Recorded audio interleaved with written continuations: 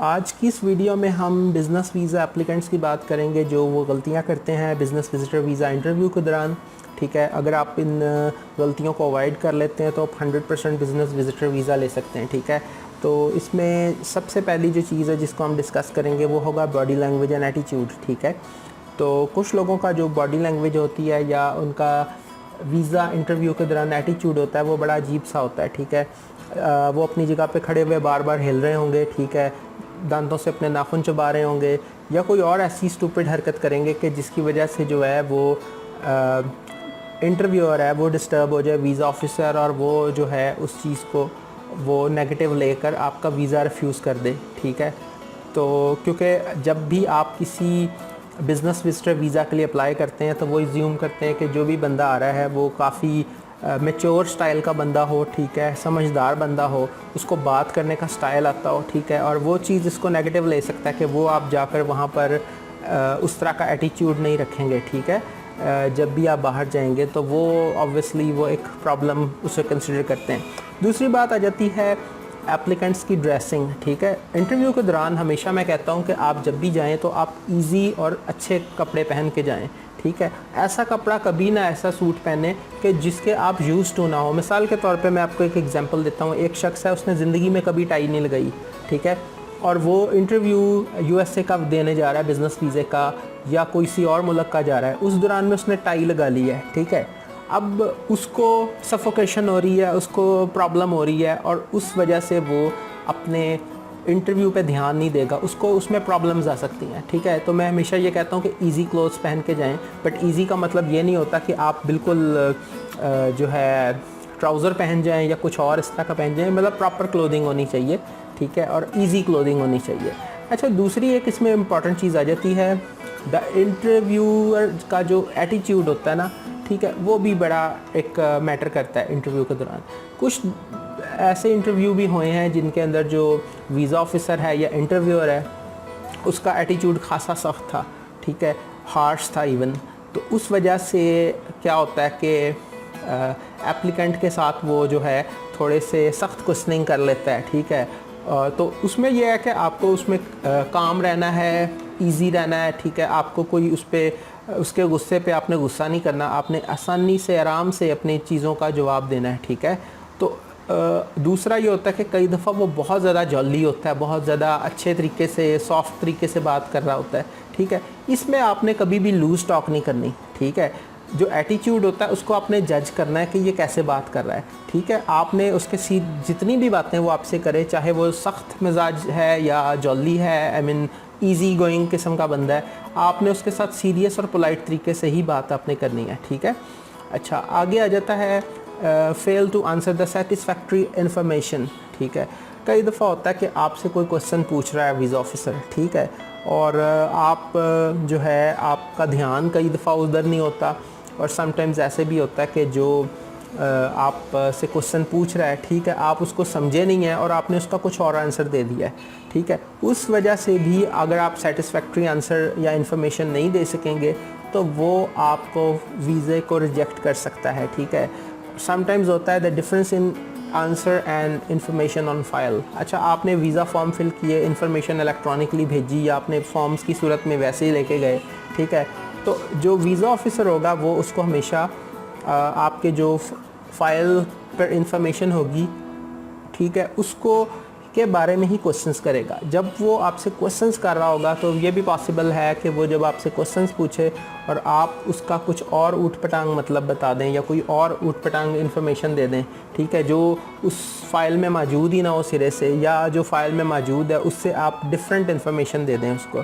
ठीक है, उस बेस पे भी वीज़े रिजेक्ट हो जाते हैं। ठीक है, अच्छा, समटाइम्स होता है कुछ लोग बहुत ज़्यादा ओवर स्मार्ट बनते हैं। ठीक है, इंटरव्यू के दौरान बहुत ज़्यादा तेज़ तरार बन रहे होते हैं। ठीक है, इवन उसको ओवररन करने की कोशिश कर रहे होते हैं वीज़ा ऑफिसर को। ठीक है, तो इसमें मैंने एक लास्ट एग्जांपल दी थी एक दफ़ा के एक मेरे पास शख्स आया जिसके जो है बहुत सारे वीज़े लगे हुए थे, लेकिन इंटरेस्टिंग बात यह है कि उसने जो शेंजन वीज़ा उसका लगा था उसमें 26 मुल्कों को गिना हुआ था। ठीक है, उस वजह से उसने वो तमाम मुल्क जो है वो अपने वीज़ा फॉर्म में मेंशन कर दिए कि जी मैं इन मुल्कों में गया हुआ हूँ, जो एक इंतहाई अजीब सी हरकत थी। बहरहाल इसके अलावा कई दफ़ा ऐसे भी होता है कि वीज़ा ऑफिसर पूछेगा आपसे कि जी मैं बिज़नेस वीज़ा आपको जो है ना शॉर्ट टाइम का दूंगा, ठीक है। लाइक आपने अगर 5 दिन का मांगा हुआ कि जी मेरी 5 डेज़ की मसरूफियत है, वो कहता है जी मैं आपको सिर्फ 2 डेज़ का दे सकता हूँ, ठीक है। ये जस्ट ट्रिक होती है वीज़ा ऑफिसर्स की तरफ से उसको चेक करने के लिए, ठीक है। और अगर आप कहेंगे हाँ जी आप 2 दिन का दे दें मुझे, तो इसका मतलब ये भी ज़्यूम कर लेते हैं कि इस बंदे ने सिर्फ अपनी एंट्री चाह रहा है, ठीक है। ये जेन्युइन बिजनेसमैन नहीं है, ये सिर्फ एक दफ़ा एंटर होके वापस नहीं आएगा। तो इस पे एक सीधा सीधा रिफ्यूज़ल आ सकता है। तो आप कभी भी ओवर स्मार्ट होने की कोशिश ना करें। जो है फ़ाइल में लिखा हुआ है आप उसको आराम से समझाएं कि जी मैं इतने दिन के लिए मैंने जाना है और ये मेरे लिए ज़रूरी है, ठीक है। आगे आ जाती है बात इंटरव्यू लैंग्वेज प्रॉब्लम, ठीक है। अच्छा, कुछ लोग होते हैं कि वीज़ा इंटरव्यू के लिए गए, उन्होंने जो मोड ऑफ जो टॉकिंग है, जो इंटरव्यूअर के साथ जो बातचीत का जो भी रखना है वो इंग्लिश कर देते हैं, ठीक है, कि आपने इंग्लिश में बात करनी है। अब कई लोगों की इंग्लिश बहुत एक्सेप्शनली गुड होती है, कुछ जो होते हैं वो बिल्कुल 50-50 उनकी होती है, ठीक है। तो होता क्या है कि जब वो बात शुरू करते हैं तो वो अपनी बात समझा ही नहीं पाते प्रॉपरली उसको, ठीक है, वीज़ा ऑफिसर को। मैं हमेशा वैसे रिकमेंड करता होता हूँ कि जब आप बिज़नेस वीज़ा इंटरव्यू दें, ख़ास तौर पे यूएसए का, तो आप इंग्लिश में ट्राई करें कि इंग्लिश में, क्योंकि इंग्लिश में बहुत अच्छे चांस होते हैं। बट अगर आप नहीं उसको कर सकते और आपका अगर जाने का जो मकसद है वो थोड़ा सा डिफरेंट तरीके से आप उसको कर सकते हैं, तो आप ज़रूर उसको जो है ना आप अपनी ऑन लैंग्वेज में भी इसको कर सकते हैं, ठीक है। तो ये कई दफ़ा ये प्रॉब्लम आ जाता है, ठीक है। फिर कई दफ़ा होता है कि ओन लैंग्वेज प्रॉब्लम, कुछ लोगों को जो होता है ना प्रॉब्लम होता है, या वो फॉर सम रीज़न वो है कि वो प्रॉपरली कन्वे नहीं कर सकते अपनी बात को, या उनका लहजा कुछ ऐसा होता है कि जो लोगों को कम समझ आता है, ठीक है। तो उस वजह से भी प्रॉब्लम होता है। तो मैं हमेशा कहता हूँ कि इंटरव्यू से पहले आप जो है ना बहुत सारी प्रैक्टिस करें। हमेशा आप बोलने की कोशिश करें, शीशे के सामने खड़े होकर प्रैक्टिस करें, ठीक है। तो ये चीज़ें आपको बहुत फ़ायदा देंगी।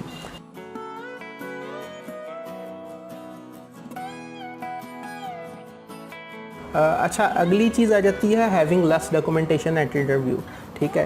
तो कई दफ़ा ऐसे होता है कि आप इंटरव्यू के लिए गए हैं तो आप जो है डॉक्यूमेंट्स जो हैं वो कम लेके गए हैं, मतलब यूजुअल जो रिक्वायरमेंट है उससे भी कम लेके गए हैं, ठीक है। आप कहते हैं कि जी ठीक है, जब इंटरव्यू आए मैं पूछेगा क्वेश्चंस तो मैं उसको वर्बली बता दूंगा, पर कई दफ़ा ऐसा होता है कि वो आपसे वो पेपर मांग लेता है। अगर वो आपसे पेपर मांग लेता है तो आप यू आर इन ट्रबल, आपके पास वो पेपर नहीं है, तो उस बेस पे आपका वीज़ा रिफ्यूज़ हो सकता है। तो आप अपने पेपर वर्क जो है ना वो सारा लेके जाएं। बेशक आप खुद जा रहे हैं लेकिन आपका पेपर वर्क भी आपके साथ होना चाहिए। अच्छा, अगली बात आ जाती है लैक ऑफ ऑर्गेनाइज्ड डॉक्यूमेंट्स। अच्छा, कई दफ़ा होता है कि आप इंटरव्यू के लिए गए, आप खड़े हुए हैं, आपसे उसने पूछा कि जी मुझे आप बिज़नेस इनविटेशन लेटर दिखाओ, या कोई और भी पेपर मांग लेता है, ठीक है। अब आप 10 मिनट खड़े ना अपने पेपरों में ढूंढते रहेंगे उसको, ठीक है। तो अब ऐसे में जो पीछे लोग खड़े हुए हैं, या जो उसने एक इंटरव्यूअर ने 10 लोगों के इंटरव्यू करने हैं या 100 लोगों के करने हैं, ठीक है, तो वो प्रॉब्लम हो जाएगा। तो वो आपको जो है ना वो आपका डिसीजन लिख कर आपको थैंक यू वेरी मच बोल के जो है ना वो आपका केस रिजेक्ट कर देगा, ठीक है। तो आप जब भी अपने पेपर्स लेके जाएं तो उनको ऑर्गेनाइज्ड तरीके से अपने साथ लेके जाएं। उसमें अगर आप ढूंढ रहे हैं पेपर, ठीक है, आपके पास क्योंकि रिस्पांस टाइम कम होता है, ठीक है, तो आपको ये हाईली रिकमेंड मैं करूँगा कि आप अपने जो पेपर हैं बहुत ऑर्गेनाइज तरीके से अपने पास रखें, ठीक है। अच्छा, आगे आ जाता है कि don't try to impress the visa officer, ठीक है। तो कई दफ़ा होता है कि आप कि बहुत ट्रैवल हिस्ट्री होती है, बहुत नॉलेज होता है, आप वो इस किस्म की इंटरव्यू से हट के उसको बातें शुरू कर देते हो, ठीक है। लाइक वो उससे क्वेश्चन पूछ रहा है आपसे, ठीक है, तो आप उसको जो है लाइक, या वो यूके के बारे में पूछता है कि जी यूके में आपने क्या किया, ठीक है, आप उसको किसी और तरफ टूरिस्ट वीज़े की बातें आप उससे शुरू कर लेते हैं, ठीक है। वो आपके लिए प्रॉब्लम है, ठीक है। वो आपकी सीरियसनेस चेक कर रहा होता है और कई दफ़ा आप उससे अगर हट जाएँ या उसके मिजाज के मुताबिक ना जवाब दें तो आप इसमें मसला कर सकते हैं। तो जो बात है वो टू दी पॉइंट करें हमेशा, ठीक है। जैसे मैंने एक आपको लास्ट एग्जांपल दी थी कि वो जो इम्प्रेस करने के लिए उसने पूछा तो उसने वहीं 26 मुल्कों वाली बात कर दी कि एक मुल्क गया हुआ तो 26 मुल्कों का जिक्र कर दिया, ठीक है। इस किस्म की चीज़ें जो है ना वो ले बैठती हैं एप्लीकेशन को, ठीक है। अच्छा, कई दफ़ा होता है कि आप लोगों का अननेचुरल स्टाइल होता है। कुछ लोग ऐसे होते हैं कि जो वो नहीं होते और वो बनने की कोशिश कर रहे होते हैं, वो बड़ी प्रॉब्लम होती है, ठीक है। अब आपका जो नेचुरल स्टाइल है, बॉडी लैंग्वेज है, ठीक है, हर बंदे की डिफरेंट होती है, ठीक है। अगर वीज़ा ऑफिसर उसके बारे में डाउटफुल हो जाए, ठीक है, तो आप हमेशा प्रॉब्लम में आ जाते हैं, ठीक है। फिर एक बड़ी कॉमन प्रॉब्लम है लेट अराइवल इंटरव्यू। समटाइम्स होता है कि लोग कहते हैं कि जी मैं इंटरव्यू वाले दिन जाऊंगा, सुबह निकलूँगा तो मैं सुबह सुबह पहुंच जाऊंगा, लाइक 11 बजे इंटरव्यू है तो मैं 10 बजे पहुंच जाऊंगा। अच्छा, वो कई दफ़ा होता है वो लेट हो जाते हैं, वो शटल सर्विस लेते हैं या वैसे इंटरव्यू के लिए जाते हैं, ठीक है, और वो टाइम पर नहीं पहुंच पाते, तो उस चक्कर में उनका ऑब्वियसली जो है ना वो सारा रिफ्यूज़ हो जाता है इंटरव्यू का, जो भी उन्होंने टाइम लिया हुआ है। अगर आप ना पहुंचे उस टाइम में तो वो आपके लिए बहुत बड़ी प्रॉब्लम है, ठीक है। अच्छा, अगला बड़ा इंपॉर्टेंट पॉइंट जो मैं आपको बताने लगा हूँ क्रॉस टॉक का। अच्छा, फ़र्ज़ करें कि एक ग्रुप गया हुआ है इंटरव्यू के लिए, या एक फ़ैमिली गई हुई है, मियाँ बीवी है, बच्चे हैं, ठीक है। कई दफ़ा ये वैसे टूरिस्ट वीज़ा या उनमें कॉमन प्रॉब्लम है, बट समटाइम्स होता है कि एक बंदा बिज़नेस वीज़े के लिए गया हुआ है, साथ अपनी फ़ैमिली को लेके इसलिए गया हुआ है कि जैसे ख़ुद जो है वो बिज़नेस वीज़ा अप्लाई कर रहा है और जो अपनी फ़ैमिली है उनका विज़िटर वीज़ा अप्लाई कर रहा है, ठीक है, कि जी मेरे ट्रिप में जो है ये अपने साथ लेके जा रहा है, ठीक है।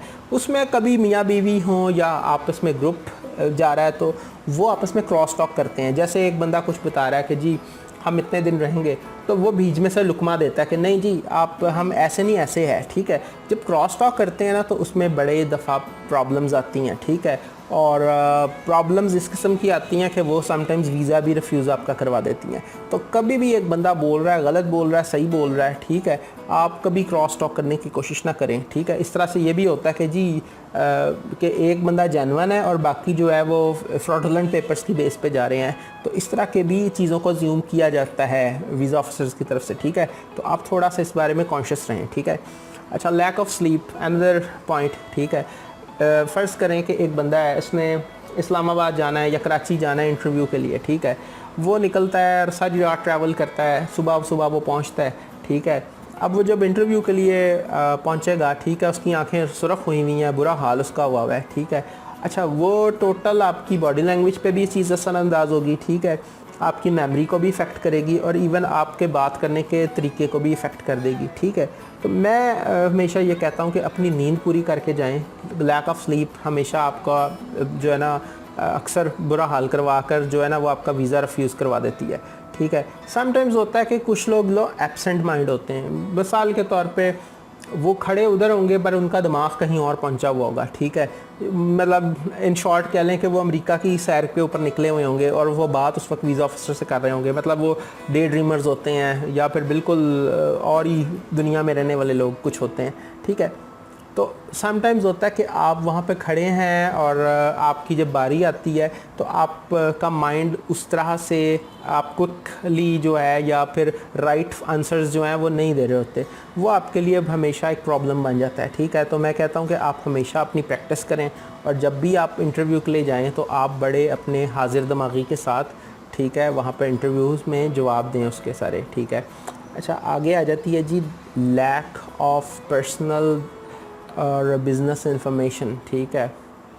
अब कुछ लोग होते हैं कि जो किसी भी बिज़नेस को कर रहे हैं तो कोई स्पेसिफिक बिज़नेस कर रहे हैं, पर होता क्या है कि जितनी उन्होंने बातें की हुई हैं, अपनी जॉब डिस्क्रिप्शंस डाली हुई हैं, उस बिज़नेस के अंदर कोई डिटेल्स डाली हुई हैं, वो उस लेवल का बिज़नेस कर नहीं रहे होते। मतलब उनका मे बी वो साइड बिज़नेस हो, ठीक है, या उन्होंने सिर्फ वीज़ा लेने के लिए इस किस्म की पेपर वर्क या डॉक्यूमेंटेशन की हुई हो, ठीक है, और उन्होंने इस तरह से उसकी प्रेपरेशन ना प्रॉपर की हुई हो, ठीक है।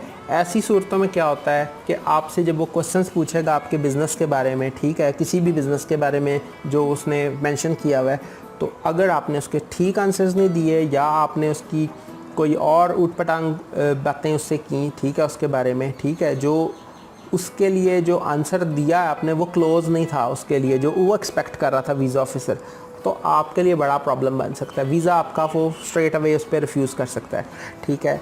फिर आप जब बिज़नेस वीज़ा अप्लाई करते हैं तो हमेशा वीज़ा ऑफिसर्स आपसे जो है ना वो पूछता है कि जी आपने ये क्यों अप्लाई करना चाह रहे हैं, आप क्यों जाना चाह रहे हैं, ठीक है। अगर आपका कोई बिज़नेस का क्लियर ऑब्जेक्टिव नहीं है, जैसे कि आपके बिज़नेस को इससे क्या फ़ायदा होगा, आप जैसे कि आपकी सेल्स हैं या मार्केटिंग है, ठीक है, उससे इसको में क्या चेंज आएगा, क्या फ़ायदा होगा, ठीक है, आप किस लेवल का जो है इससे अपने बिज़नेस को जो है वो बढ़ा लेंगे, ठीक है, कितना उसमें जो है वो फ़ायदा आप ले सकते हैं, ठीक है। अगर आप उसमें कोई उसको प्रॉपर आंसर ना दे सकें कि आपका क्या ऑब्जेक्टिव है, क्या फ़ायदा हो सकता है, देन आपके लिए प्रॉब्लम आ सकती है, ठीक है। आगे आ जाता है जी प्रपोज्ड बिज़नेस एक्टिविटीज़, ठीक है। कुछ लोग जो होते हैं वो जा रहे होते हैं, सब कुछ उन्होंने पेपर वर्क किया हुआ होता है, पर उन्होंने जो भी अपनी बिज़नेस इनविटेशन लेटर में चीज़ें मेंशन की हुई हैं, या उन्होंने कोई इनविटेशन मंगाई हुई है किसी ट्रेड शो की या कुछ ऐसी चीज़ की, ठीक है, उसमें उनके प्रॉपर जो है उन्होंने नहीं उनको नॉलेज नहीं है उसके बारे में, ठीक है, कि जैसे एक ट्रेड शो है, इसमें क्या होगा, किस किस्म की मशीनें होंगी, इससे किस किस्म के फ़ायदे हो सकते हैं, ठीक है, और क्या करना है, फर्स्ट डे क्या करूँगा, सेकंड डे क्या करूँगा, थर्ड डे क्या करूँगा। अब इस तरह के जब क्वेश्चंस आ जाते हैं तो उसमें भी अगर आप सेटिस्फैक्ट्री इन्फॉर्मेशन नहीं देते तो आपका वीज़ा रिफ्यूज़ हो जाता है। फिर एक चीज़ आ जाती है मीटिंग एजेंडा। मीटिंग एजेंडा के बारे में मैंने आपको पहले भी काफ़ी डिटेल से बताया, इस पे एक वीडियो भी बनाएंगे आगे हम। तो मीटिंग एजेंडा में मैंने आपको बताया था कि ये जो होती है ना, इसमें जितनी भी चीज़ें आपकी डिस्कस होनी है, प्रपोज्ड प्लान्स हैं आपके किसी भी हवाले से है, ठीक है, चाहे इंपोर्ट के हवाले से हैं, चाहे एक्सपोर्ट के हवाले से, चाहे पैकिंग के हवाले से हैं, चाहे करेंसी के हवाले से हैं, ठीक है, तो वो जो है वो सारे के सारे इसमें लिखे होते हैं, ठीक है। अगर वो आपसे कोई क्वेश्चन पूछ लेता है मीटिंग एजेंडा के बारे में और अगर आप उसको क्लियर आंसर नहीं दे सकते, ठीक है, तो आप एक प्रॉब्लम में आ जाएंगे, वो वीज़ा रिफ्यूज़ कर सकता है, ठीक है। फिर अगली चीज़ आ जाती है no clear proof of funds. कुछ लोगों ने बिज़नेस वीज़ा अप्लाई किया होता है, ठीक है, उसमें लेट्स से कि वो कहते हैं कि जी मैं मशीनरी ख़रीदने के लिए जा रहा हूँ, ठीक है, मशीनरी जो है वो 2 करोड़ की मशीनरी है, ठीक है। अच्छा, तो जो बैंक स्टेटमेंट उसने लगाई होती है वो कम लगी होती है, ठीक है, बहुत ही कम लगी होती है। तो वो आपको सीधा सा पूछेगा कि जी आप यहाँ से कहाँ से फ़ंड्स अरेंज करेंगे। अगर आपके पास उस फंडिंग के लिए कोई चीज़ ऐसी नहीं है, ठीक है, तो वो उस बेस के ऊपर जो है वो रिक्वायरमेंट पूरी ना होने के ऊपर वो आपका वीज़ा रिफ्यूज़ कर सकता है। दूसरा एक मेन प्रॉब्लम ये है कि कुछ लोग कहते हैं कि जी यूएसए के लिए तो वीज़ा के लिए जो है वो बैंक स्टेटमेंट चाहिए ही नहीं होती, वो तो पूछते ही नहीं है। बट अगर वो पूछ लें तो आप क्या करेंगे, ठीक है। तो हमेशा अपने पेपर्स, अपने फ़ंड्स जो आप लिख रहे हैं, जो ट्रिप के लिए आपको पैसा है, वो आपके पास प्रॉपरली आपके पास मौजूद होना चाहिए, ठीक है, अकाउंट्स में आपके हो अवेलेबल, ठीक है। फिर आ जाता है जी क्लैरिफिकेशन ऑफ बिज़नेस ट्रांजैक्शन। आपने फ़र्ज़ करें कोई अपने बिज़नेस ट्रांजैक्शंस के प्रूफ लगाए हुए हैं बहुत किस्मों के, ठीक है, कि जी ये मैंने किया, ये मैंने ट्रांजैक्शन की, ठीक है, उनका उसमें भी जो है वो ज़िक्र आपने किया हुआ है, ठीक है, अपने पेपर्स के अंदर, ठीक है। अच्छा, तो फ़र्ज़ करें कि आपने कोई उनमें कैश की भी की हुई है जो उसमें नहीं हुई हुई, मेंशन नहीं हुई हुई, या फिर आपने सब चीज़ें प्रॉपरली की हुई हैं बट वो आपसे पूछ लेता है कि भाई आपके अकाउंट के अंदर ये 2 करोड़ आया या 4 करोड़ आया, ठीक है, और आप उसका सेटिस्फैक्ट्री आंसर नहीं देते तो फिर भी आपका वीज़ा रिफ्यूज़ हो जाएगा, ठीक है। फिर जो इसी तरह क्लैरिफिकेशन ऑफ बैंक स्टेटमेंट और ट्रांजैक्शंस की बात आ जाती है, ठीक है, तो अगर आपकी जो भी बैंक स्टेटमेंट है या उसमें जो ट्रांजैक्शंस हो रही हैं उनके बारे में आपसे क्वेश्चन आता है, आप वो कोई ऐसा नहीं सेटिस्फैक्ट्री आंसर देते, वो भी आपके लिए बड़ा प्रॉब्लम आ जाता है, ठीक है। फिर अगला आ जाता है no clear proof of stay in foreign country. अगर आप अपने जो भी आप वीज़ा अप्लाई कर रहे हैं उसके साथ आप कोई अपना क्लियर प्रूफ नहीं लगा रहे फॉरेन कंट्री के अंदर जाने का, रहने के हवाले से कोई होटल बुकिंग नहीं है, या फिर आपने कोई एड्रेस दिया हुआ है, एड्रेस वो प्रॉपर नहीं है, ठीक है, या वो वर्क एड्रेस है, वर्किंग है, मतलब वहाँ पर कोई ऑफिस एड्रेस दिया हुआ है, ठीक है, तो वो आपके लिए बड़ा प्रॉब्लम बन सकती है, ठीक है। वो उस बेस पे आपका रिफ्यूज़ल बड़े आराम से वो कर सकता है, ठीक है। तो हमेशा आप प्रॉपर जो है ना उसका वो आप एड्रेस दें, सारा चीज़ें उसको बताएं, ठीक है। इसी के अंदर हमने लास्ट एक वीडियो में भी डिस्कस की है चीज़ कि ठीक है कि आपने होटल जो है वो भी प्रॉपर वे से उसको बुक करवाना है, बहुत महंगा होटल नहीं लेना, बहुत सस्ता होटल नहीं लेना, ठीक है, क्योंकि अगर आप इस तरह की कोई हरकत करेंगे तो वो आपको इंटरव्यू में उधर ही घेर लेगा, वो आपसे पूछेगा कि जी आपने ये 5 स्टार होटल लिया हुआ है यहाँ पे, ठीक है, या और आप जो है आपका ट्रिप का तो ख़र्चे से ज़्यादा जो है ना 10 गुना तो इधर रहने का ख़र्चा है, तो इस बेस पे आपका बड़े आराम से वो वीज़ा रिफ्यूज़ कर देते हैं, ठीक है। आगे आ जाता है फ्रॉडुलेंट डॉक्यूमेंट। तो वो तो एक सिंपल सी रीज़न है कि अगर आप कोई फ्रॉडुलेंट डॉक्यूमेंट लगा देते हैं और ड्यूरिंग द इंटरव्यू उसको चेक कर लेते हैं, वो बात करते करते या वेरीफाई कर लेते हैं, क्योंकि बहुत सारे गवर्नमेंट के इदारों ने जो है उसमें बहुत सारी इंफॉर्मेशंस और बहुत सारी चीज़ों की एक्सेस दी हुई होती है एम्बेसीज़ को। तो अगर वो चीज़ फ्रॉडुलेंट डॉक्यूमेंट साबित हो जाता है आपका ड्यूरिंग द इंटरव्यू, तो वो आपका वीज़ा रिफ्यूज़ हो जाएगा, बल्कि इससे भी बात शायद आगे चली जाए। ठीक है, तो फॉल्स क्लेम्स, कुछ लोग जो होते हैं ना वो कह देते हैं कि जी कोई भी फॉल्स क्लेम कर लेते हैं, जैसे कोई ट्रैवल हिस्ट्री के बारे में आपसे फॉल्स क्लेम आपने कर दी है, ठीक है, कि जी वो मैंने 6 ट्रैवल किए हुए हैं, दुबई के और यूके के और इधर उधर के, तो वो पासपोर्ट गुम गया मुझसे, ठीक है, या कोई और कहानी आपके साथ करने की कोशिश करते हैं और वो वेरीफाई हो जाए, ठीक है, और क्योंकि वेरीफाई तो हो ही जाती हैं चीज़ें, ठीक है, तो आपके लिए बहुत बड़ी मुसीबत बन जाएगी वो चीज़, ठीक है। तो आपने कभी फॉल्स क्लेम नहीं करने, ठीक है। कंसल्टेंट्स इस तरह की कहानियाँ सुनाते हैं, मैंने लोगों को सुना हुआ है कहते हुए कि जी मुझे मेरे कंसल्टेंट ने कहा था कि जी तुम 3-4 ट्रैवल्स का नाम ले लो, तो वो कौन सा उन्होंने वेरीफाई कर लेना है, वो बस, तो जब वेरीफाई होता है तो फिर आपके लिए प्रॉब्लम आ जाता है। अच्छा, लास्ट इसमें एक पॉइंट है, वो है एज फैक्टर का। कुछ लोग जो होते हैं ना वो बहुत ही यंग एज के अंदर बिज़नेस वीज़ा अप्लाई करने की कोशिश करते हैं, ठीक है, उस वजह से भी उनके लिए प्रॉब्लम आ जाती है और उस बेस पे वीज़े को रिफ्यूज़ कर देते हैं। कई दफ़ा ऐसा भी होता है कि बहुत ज़्यादा एडल्टली है, कोई शख्स है मतलब 70 साल का और वो बिज़नेस वीज़ा अप्लाई कर देता है, ठीक है, क्योंकि उसको टूरिस्ट वीज़ा या फैमिली वीज़ा नहीं मिला होता फॉर सम रीज़न, ठीक है, कंसल्टेंट ने कहा जी तो कि आप बिज़नेस वीज़ा करें अप्लाई, ठीक है, तो उस पर भी उसके लिए कई दफ़ा प्रॉब्लम आ जाता है। तो मतलब एक रीज़नेबल एज हो, मतलब आपकी, उस पे आप इसको वीज़ा अप्लाई करें। बहरहाल ये कम इफेक्ट करता है, बट कम एज के लोग होते हैं उनके लिए ज़्यादा प्रॉब्लम होता है, ठीक है। बाकी यहाँ हम वीडियो का एंड करेंगे, आगे हमारी कुछ कनाडा की इमिग्रेशन के हवाले से वीडियोस आएंगी, ठीक है। तो बाकी चैनल को सब्सक्राइब करें, ठीक है, बेल आइकॉन को दबाएं और visachannels.com को विज़िट करें, उसके ऊपर ये सारे आर्टिकल्स जो हैं वो बड़ी डिटेल में विद एग्जांपल्स जो हैं ये मौजूद हैं, ठीक है।